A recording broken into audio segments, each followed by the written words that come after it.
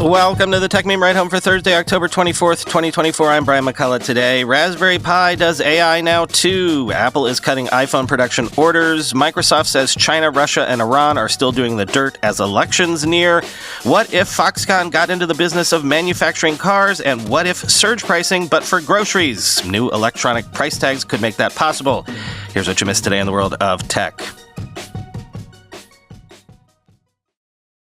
Did you know Raspberry Pi is making devices to do AI work as well? I did not, but they do. And there's a new one. Raspberry Pi has unveiled the Raspberry Pi AI Hat Plus in 13 and 26 TOPS versions in partnership with Halo after announcing branded SSDs, micro SD cards, and a bumper. Quoting TechCrunch, the company has been selling M.2 Hat Plus extension cards that convert the 16-pin connector to a more traditional M.2 connector. HAT stands for Hardware Attached on Top, a cute acronym the company has been using to refer to extension cards that you attach to a regular Raspberry Pi. Raspberry Pi users have been taking advantage of that M.2 slot to add NVMe SSDs, more on that below, and other add-ons. For instance, Raspberry Pi back in June started selling an AI kit that's essentially an M.2 extension card with a neural network interface accelerator for Halo. Today, that company is launching a brand new Hat Plus add-on board with a built-in Halo inference accelerator. The Raspberry Pi AI Hat Plus comes in 13 and 26 tera operations per second TOPS variants, retailing at $70 and $110 respectively. The 13 TOPS variant features the same module as the one in the existing AI kit. You're not going to train a GPT on a Raspberry Pi, but these AI add-ons are a cost-effective way to perform inference at the edge. Unlike the M.2 Hat Plus, the AI Hat Plus doesn't have an M.2 interface. It's a single package designed for Halo's inference modules, end quote. And quoting from TomsHardware, fresh from the news that Raspberry Pi now has its own branded SSDs, micro SD cards, and a bumper for the Raspberry Pi 5, Raspberry Pi has also announced its third AI-centric product in the form of the Raspberry Pi AI Hat Plus. Raspberry Pi has also recently released the Raspberry Pi AI Camera Kit, which does not use a Halo accelerator. Instead, the camera kit uses a Sony IMX500 intelligent vision sensor, which is not directly comparable to Halo boards. The 26 TOPS variant is made to handle larger networks, running them quicker than other Raspberry Pi accelerators. The 26 TOPS variant can also run multiple networks simultaneously, something that we will be testing with our 26 TOPS review model.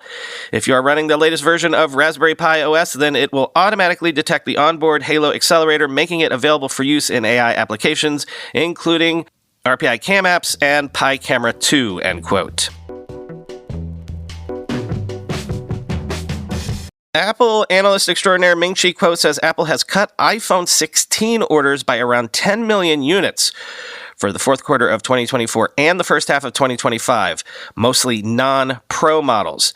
But they're planning 8.6 million iPhone SE 4 units from December 2024 to Q1 of 2025.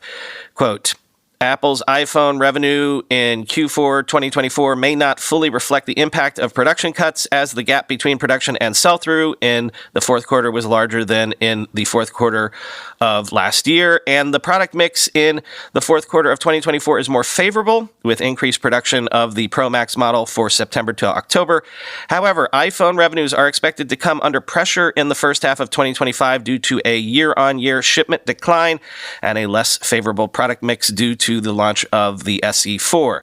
Most iPhone suppliers are expected to experience pressure from late Q4 2024 with a more significant impact in the first half of 2025. Some market participants are optimistic that Apple Intelligence could dramatically boost iPhone shipments soon. However, Apple's recent order cuts suggest this optimistic expectation may not materialize in the short term.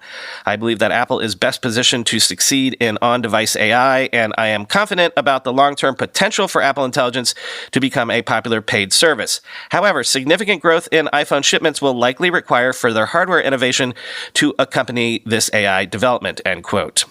quoting Amit on Twitter. Not good.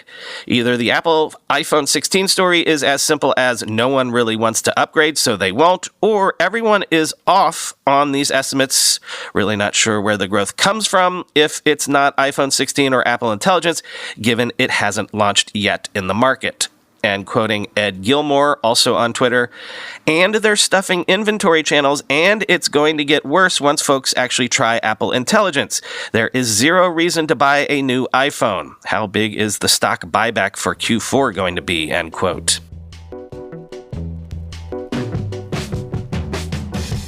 Microsoft is out with another report, again saying Russia, China, and Iran are stepping up cyber influence efforts on the U.S. election.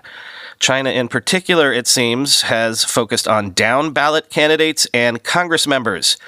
Quoting Wired, as November 5th draws closer, the Microsoft Threat Analysis Center, MTAC, warned on Wednesday that malicious foreign influence operations launched by Russia, China, and Iran against the U.S. presidential election are continuing to evolve and should not be ignored even though they have come to feel inevitable. In the group's fifth report, researchers emphasize the range of ongoing activities as well as the inevitability that attackers will work to stoke doubts about the integrity of the election in its aftermath. In spite of escalating conflicts in the Middle East, Microsoft says that Iran has been able to keep up its operations targeting the U.S. election, particularly targeting the Trump campaign and attempting to foment anti-Israel sentiment. Russian actors, meanwhile, have been focusing on targeting the Harris campaign with character attacks and AI-generated content, including deepfakes, and China has shifted its focus in recent weeks, researchers say, to target down-ballot Republican candidates as well as sitting members of Congress who promote policies adversarial to China or in conflict with its interests. Crucially, MTAC says it is all but certain that these actors will attempt to stoke division and mistrust in vote security on Election Day and in its immediate aftermath. As the 2024 campaign season enters its final phase, the researchers say that they expect to see AI-generated media continuing to show up in new campaigns, particularly because content can spread so rapidly in the charged period immediately around Election Day. The report also notes that Microsoft has detected Iranian actors probing election-related websites and media outlets, quote, suggesting preparations for more direct influence operations as Election Day nears, end quote. Chinese actors focusing on U.S. congressional races and other figures also indicates a fluency and far-reaching approach to deploying influence operations. China-backed groups have recently launched campaigns against U.S. Representative Barry Moore and U.S. Senators Marsha Blackburn and Marco Rubio, who is not currently up for re-election, pushing corruption allegations and promoting opposing candidates, end quote.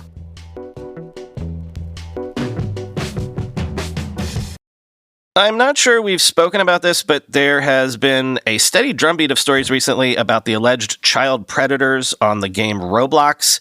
There have even been some arrests. Well, the company is responding now with planned child safety reforms, including a new type of account to let parents monitor their child's online activity and friends starting in November 2024. Quoting Bloomberg, users under the age of 13 will need parental permissions to access certain Roblox chat features, according to a copy of an email the company sent to parents this week. Kids under 9 will also need permission to play games with moderate violence or crude humor, according to the email, which was reviewed by Bloomberg News. The video game company is based in San Mateo, California, also introduced a new type of account that will let parents monitor their child's online activity and friends. Roblox's child safety policies have come under scrutiny in recent months. Since 2018, U.S. police have arrested at least 24 people who were accused of abusing or abducting victims they met or groomed on Roblox, according to a July Bloomberg Businessweek investigation. Some of those predators were already on sex offender registries or had been accused of abusing minors offline. Roughly 40% of Roblox's 80 million daily active accounts are under age 13. Unlike competitors, Roblox until recently let children of any age establish accounts and talk to strangers. Child safety advocates have criticized the ease with which kids on Roblox can chat with people they don't know, an issue the changes may address. As of September, Roblox no longer lets children under age 5 set up accounts. Following the Businessweek investigation, short seller Hindenburg Research published a report saying Roblox doesn't do enough to stop child predators from accessing the platform. The report also accused Roblox of inflating its user numbers and time played, although some industry observers questioned that claim. Days earlier, short seller The Bear Cave issued a similar report alleging Roblox facilitated, quote, widespread child abuse, end quote. In this house, We have come very close to deleting Roblox altogether, but our current framework is you can only play the game when a parent is in the room listening in.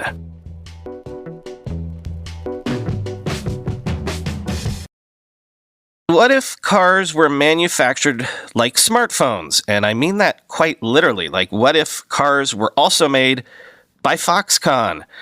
Quoting The Economist, Foxconn wants to be to car makers what it already is to Apple and other consumer electronics brands, which is to say their contract manufacturer of choice.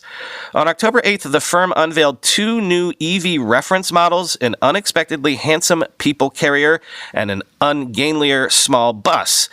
They join a lineup of 6 earlier designs for car companies to pick from, fine-tuned to their liking, and slap their badge on.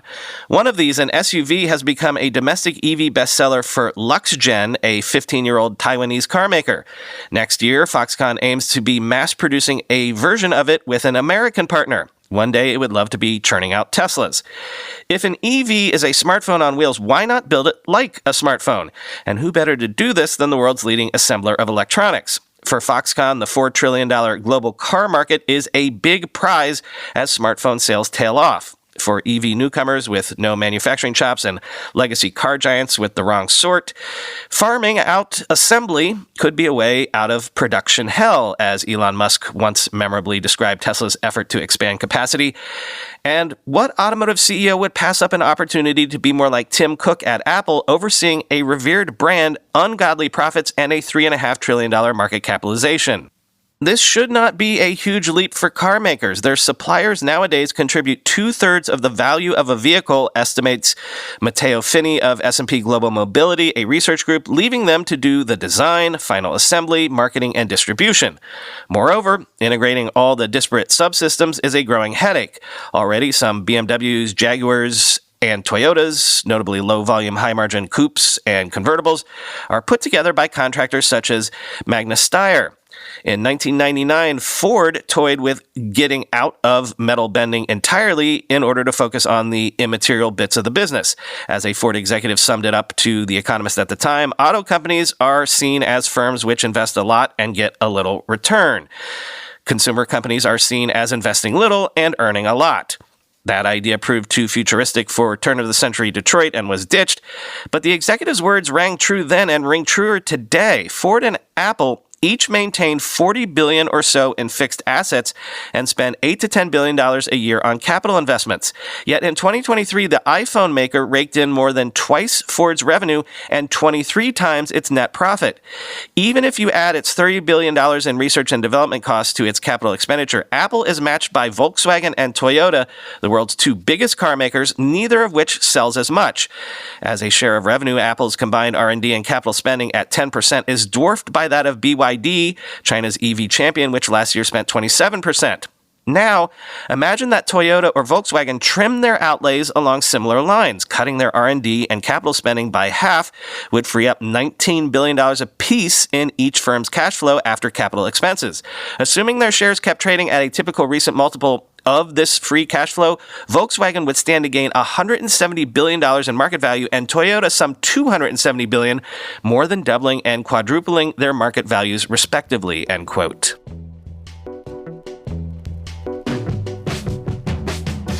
Finally today, Kroger and Walmart have begun rolling out electronic shelf labels. In other words, instead of a price label or, a sticker slapped on the product with the price, imagine shelves where there's a little electronic panel or maybe an e-ink panel or screen displaying the price and maybe more information about the product if you tap on it. That would make it easier to move products around for the stores. Now this is the soup shelf instead of the cereal shelf. With a little handheld computer, the worker can just go in and change the price. What could go wrong, right? Well, quoting the New York Times, members of Congress are raising the alarm about new technology at supermarkets. They say Kroger and other major grocery stores are implementing digital price tags that could allow for dynamic pricing, meaning the sticker price on items like eggs and milk could change regularly. They also claim data from facial recognition technology at Kroger could be considered in pricing decisions. Kroger denied these claims, saying it has no plans to implement dynamic pricing or use facial recognition software. Walmart also said it had no plans for dynamic pricing and that facial recognition was not being used to affect pricing, but the company did not specify whether the tool was being used for other purposes. Both Walmart, which has 4,606 U.S. stores, and Kroger, which has nearly 2,800 U.S. stores, also suggested that the effects of digital price tags are being exaggerated, and economic experts say that most grocery bills won't be higher as a result of the tags. Still, data privacy experts have concerns about new technology being implemented at grocery stores broadly. Electronic shelf labels, or ESLs, show the price and unit for a product on a digital screen rather than on paper or a sticker. They are already in place at Kroger stores as part of a pilot program, though the company would not specify at how many stores. Walmart announced in June that it would deploy its own ESLs to 2,300 stores by 2026. Letters sent by Democratic lawmakers have asked Kroger whether it would use those tags to raise prices when it sees fit in order to maximize profit, for example, during a busy time of day or ahead of inclement weather. Kroger said in a statement that the new price tags were, quote, designed to lower prices for more customers where it matters most. A Kroger spokesperson said that the only routine price changes the company makes usually happen on Wednesdays to offer discounts or when the stores place items on sale if food is reaching its expiration date. Walmart said in an email that it does not use dynamic pricing and does not have plans to do so. Naveed Shirazi, an assistant professor at the Olin Business School of Washington University in St. Louis, who focuses on supply chains and technology, said that it was unlikely for ESLs to be used for surge pricing. He said the stores were just as likely to implement dynamic pricing without the shelf tags. Academic research claims that when ESLs were used in stores, the average price per unit sold went down and the average quantity of items sold increased. Prices getting lowered as expiration dates near was the most common example. But some Whole Foods and Amazon-owned stores use AI-powered recognition tools like body scans and customers' palm scans to attach them to their Amazon accounts and charge them for items purchased. Data privacy experts have raised concerns about facial recognition software collecting demographic data or reading people's facial reactions. Lawmakers, including Representative Rashida Tlaib, have echoed those concerns. But a spokesperson for Kroger said that it did not use facial or other AI-powered recognition software and had no plans to do so. The company said that it had shut down a pilot program with Microsoft using the tool in 2019 because wires were overheating shelves and affecting products, end quote.